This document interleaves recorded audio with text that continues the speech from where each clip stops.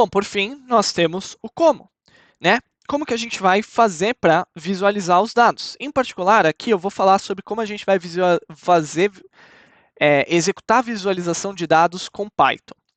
Então, no Python, a gente tem um conjunto de bibliotecas que nos permitem visualizar dados. Uma delas a gente já instalou para fazer as análises descritivas, que é o Matplotlib. E o Matplotlib é como se ele fosse a espinha dorsal de tudo de visualização de dados no Python. Ele é uma biblioteca que é baseada na interface, na API do MATLAB. Para quem não conhece, o MATLAB é provavelmente o software de simulação científica mais popular do mundo. E ele permite um alto grau de customização das visualizações, mas é como se fosse uma biblioteca de baixo nível, porque você, para gerar determinados tipos de gráficos, requer que você coloque muitas linhas de código. Então, geralmente, a gente não usa o Matplotlib diretamente para plotar gráficos em Python, apesar de que a gente tem que entender sobre o Matplotlib para que a gente consiga aplicar customizações nos gráficos que a gente vai gerar com outras bibliotecas. E aí, quando a gente fala de outras bibliotecas, o primeiro tipo de plot que a gente aprende a fazer foi o que a gente já fez, quando eu plotei histograma ou o gráfico de dispersão que a gente plotou nas análises descritivas, que é o pandas plot. O que é o pandas plot? Nada mais é do que um método que todos os data frames e séries, eu acredito também, do pandas têm, que é o método plot, e esse método você consegue configurar parâmetros dele, como o título, qual é o nome do eixo X, qual é o nome do eixo Y, qual a coluna do eixo X, qual a coluna do eixo Y, qual o tamanho da fonte, qual a posição da legenda, e assim vai.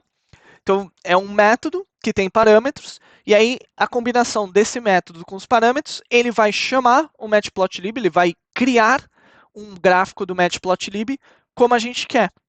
Então, ele nada mais é que um Matplotlib for Dummies. Por quê? Todo tipo de configuração, que são os mais populares, né? Nome de títulos de eixos e título do gráfico, ele já vai fazer automaticamente para a gente. E colocar legenda também. Então, ele permite um certo nível de customização, né, através desses vários parâmetros, mas a gente ainda vai fazer uso do Matplotlib quando quiser fazer algum tipo de edição mais complicado. E a gente vai usar muito o Pandas quando a gente quiser fazer algum tipo de exploração rápida, que foi o que eu fiz, por exemplo, com o histograma. Então, quando a gente quiser identificar tem ou não outlier, ou as contas que eu fiz até o momento, eles estão corretos, o meu gráfico de linhas está correto e assim vai. Mas não é muito utilizado para produzir, por exemplo, relatórios. Depois nós temos o Seaborn. E o Seaborn, ele é uma biblioteca de visualização de dados, também baseada no Matplotlib, só que ele é uma biblioteca que fornece gráficos que são muito mais complexos e muito utilizados em análises estatísticas. Então, essa é a biblioteca do Python quando se fala em exploração de dados. Porque ela vai me permitir fazer vários gráficos complicados de maneira simples. Então, por exemplo, aquele gráfico de curva de nível que eu mostrei para vocês nas sessões anteriores, no Matplotlib, muito difícil de fazer. No Seaborn, existe uma função para plotar especificamente esse gráfico. Gráfico de violino, mesma coisa. Colocar uma linha de interpolação num gráfico de dispersão. O Seaborn facilita fazer esses vários cálculos que são mais complicados de maneira direta. E as visualizações são mais bonitas, digamos. O Seaborn, ele já tem um tema padrão dele, em que ele já edita, por exemplo, o tamanho da fonte, as cores e assim vai. Então, são gráficos que são mais apresentáveis do que os gráficos gerados por padrão no Pandas ou no Matplotlib. Daí nós temos uma biblioteca que é específica para exploração geográfica, porque lidar com dados geográficos é diferente de lidar com dados normais. Porque além dos elementos que a gente tem, as colunas que descrevem cada uma das linhas, a gente precisa de um elemento que descreva a geografia, que são justamente os elementos geográficos, como ponto, linha, polígono, conjunto de pontos e assim vai. Então, o Python, a gente processa dados geográficos a partir da biblioteca GeoPandas, que é justamente você carregar arquivos como GeoJSON, TopoJSON, Shapefile, todos esses arquivos que permitem registrar informações geográficas, como um data frame do Pandas, por isso o nome GeoPandas. E aí, dentro desse data frame do Pandas, ele sempre vai ter uma coluna que se chama geometria, ou geometry. E aí, nessa coluna vai ter a que tipo de elementos geográficos se refere. Pode ser um polígono, como é o caso de um estado, aqui. Pode ser um ponto, que é uma lat long. Pode ser uma linha, que é, por exemplo, sei lá, uma rota qualquer. Pode ser várias linhas, então uma linha de vários pontos, que pode ser uma rota mais complicada, e assim vai.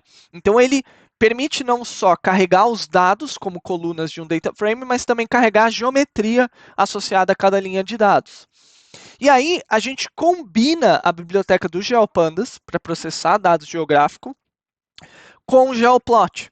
E aí a ideia do Geoplot é justamente pegar essas informações geométricas e fazer os vários tipos de plotagem que a gente viu. Então, mapa de calor, o gráfico de bolhas, assim vai. Tudo isso a gente faz com o Geoplot em cima dos dados do GeoPandas. Então, é muito comum a gente combinar os dois. Só que um ponto importante aqui é que até agora, tudo que a gente falou, todos esses gráficos, eles são imagens produzidas. Eles são gráficos não iterativos. Eles são estáticos. Então, produzir o gráfico, está lá o gráfico para você ver, visualizar. É tudo que você consegue fazer. Existe, além disso, uma biblioteca que é o Plotly, que também é combinado com uma outra biblioteca que se chama Cufflinks. E o Plotly, ele é uma biblioteca cujo objetivo é gerar gráficos dinâmicos, gerar gráficos com o qual você consegue interagir no Python. Isso significa que você consegue, por exemplo, focar em determinadas regiões do gráfico, você consegue passar o mouse em cima dos pontos e ver descrições específicas de cada um dos pontos e assim vai. Então o Plotly, ele não é baseado no Matplotlib, diferente de tudo que a gente viu. E o Plotly, ao invés de produzir um gráfico que é uma imagem, ele vai produzir um código JavaScript para gerar um gráfico que consiga ser dinâmico, que a gente consegue interagir. E ela é uma biblioteca que foi desenhada para fazer páginas web com gráficos. Mas como a gente sabe, o Jupyter Notebook é uma página web, por definição. Então é muito comum a gente utilizar o Plotly dentro do contexto Jupyter para fazer ou avaliação de dados de uma forma dinâmica, em que a gente consiga fazer zoom in, zoom out e tudo mais, e olhar para características, pontos específicos do gráfico que a gente queira, ou também utilizar o Plotly no Jupyter para gerar relatórios que os nossos usuários, as pessoas que vão olhar para esses relatórios, consigam interagir com eles. E aí o Cufflinks, ele é só uma biblioteca que facilita o uso do Plotly, que como vocês vão ver, o Plotly ele é razoavelmente pesado em termos de uso de memória RAM e processamento, e ele também não é tão fácil de trabalhar. Ele tem uma sintaxe que é muito diferente das outras bibliotecas que a gente viu. O Cufflinks ele vai trazer o Plotly para a sintaxe do PandasPlot. Então ele vai justamente criar um método que permita plotar vários tipos de gráficos e você só parametriza exatamente o que você quer. E aí, a gente também tem o Plotly, ele pode ser usado para todos os tipos de plots que a gente viu, inclusive os plots geográficos. Mas quando eu quero falar de um plot geográfico que seja dinâmico, geralmente a gente usa uma outra biblioteca que é chamada Folium, que eu não vou apresentar aqui, mas ela só destacando que ela existe. Então, por meio de todas essas bibliotecas, que é o Matplotlib, o Pandas, o Seaborn, o GeoPandas com Geoplot e o Plotly com Cufflinks, a gente vai conseguir visualizar dados no Python, que é o que a gente vai começar a aprender nas próximas sessões.